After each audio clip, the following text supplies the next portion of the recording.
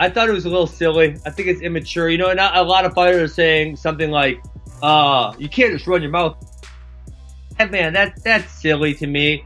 I mean, that's just not the society we live in. And then the great thing about what we do is the fact that if you really don't like someone, you get to get in an octagon and fight them for as long as you want to fight them.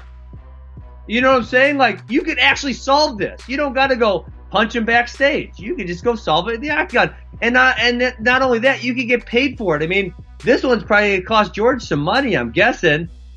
You think Leon should have pressed charges? Nah, probably not. I mean, it's probably not worth his time. But, you know, I mean, if you're looking at the precedent set by the McGregor-Khabib incident, you know, he's probably looking at some kind of solid fine and suspension, unfortunately. Yeah, but the UFC is the commission in England, so sure, yes. It's up to them. It is a little different. You know who would have pressed charges? Who?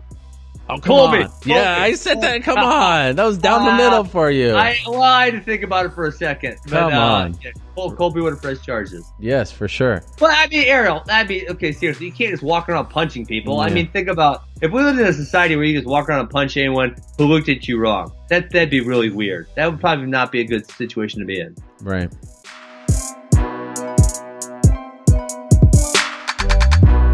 When's your next fight? Next fight, hopefully in July, possibly June. Depends on this USADA suspension. Come back to UFC. Hopefully, your suspension on this horse shit. Yes, sir. Hopefully, I'll be unsuspended here. I'm gonna find out at the end of March, at the end of this month, whether I can fight this year or not. That's when we get fucking stupid. It's Connor inspiration, sugar. He was a lot when I was when he was starting to blow up. Now, he still kind of is, kind of self-inspired, inspired. I'm inspired by the guys that come into the gym after work all day and come in here and train. I think it's fucking awesome.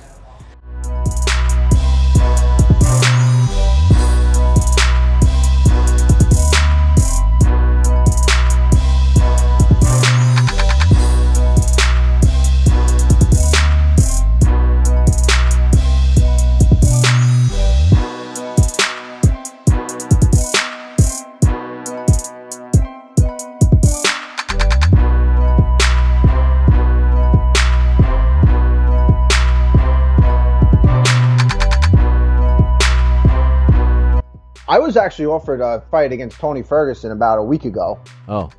And I accepted it, not knowing that all this stuff was going on.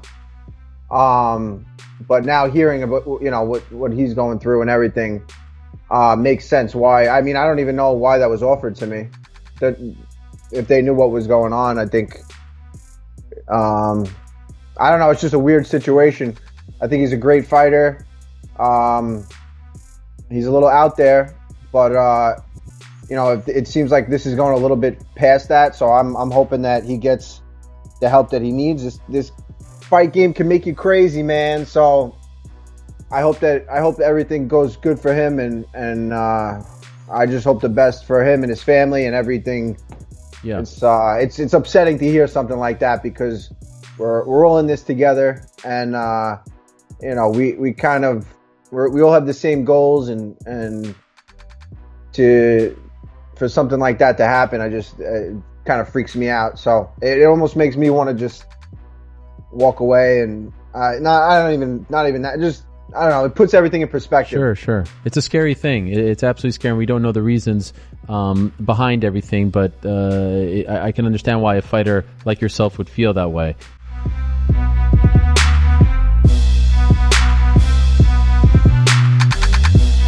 This is a fight. When they called me, it was out of left field. I was surprised at the name, but I was excited for the matchup and the opportunity.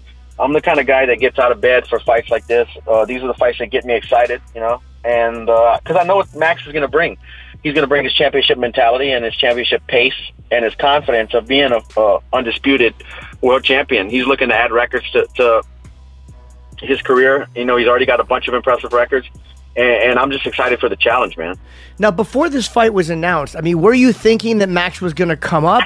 Or what was your thoughts before they told you that they were going to do this? Did you have, like, I'm probably going to wind up fighting Tony? Or what did you think was going to happen before this came to be? Yeah, I thought I was gonna end up fighting Tony or Connor or even your guy. You know, I had this. This wasn't even in my list of possibilities.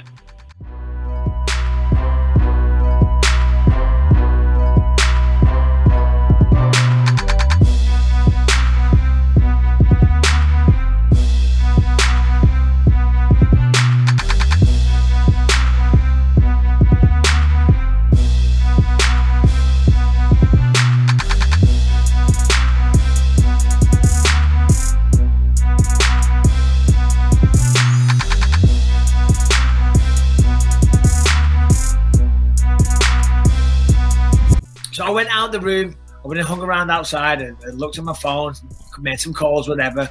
Waited another 20, 30 minutes. I'm like, fuck Pete. So I went back and I'm walking back in. You open a door and then there's a long corridor. And at the end of the long corridor is where Daz was.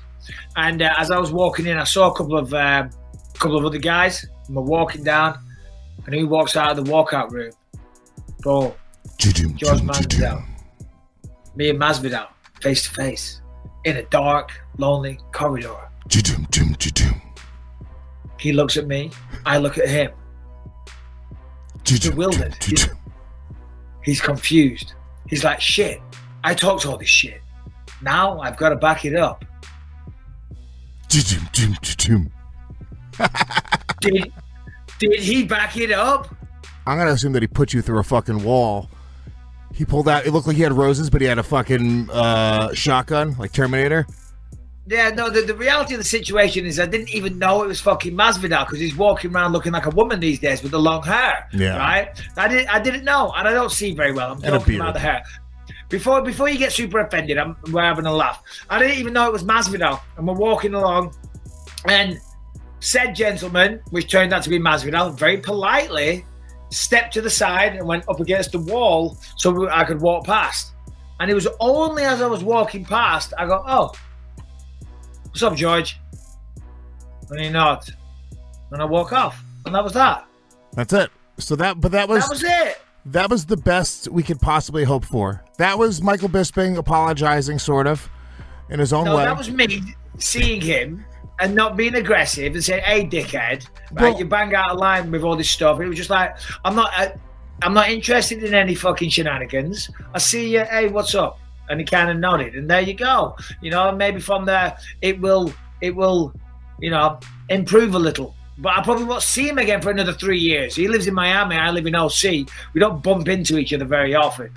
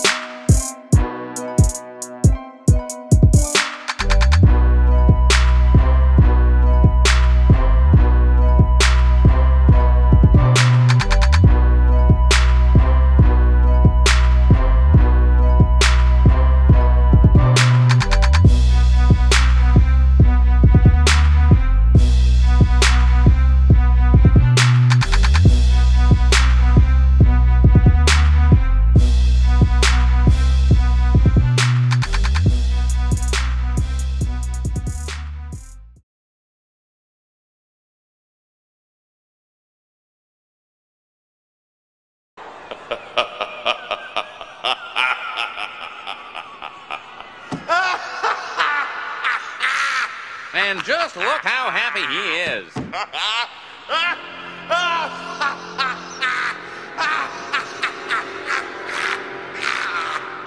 Hanging with the boys. Hanging with the boys.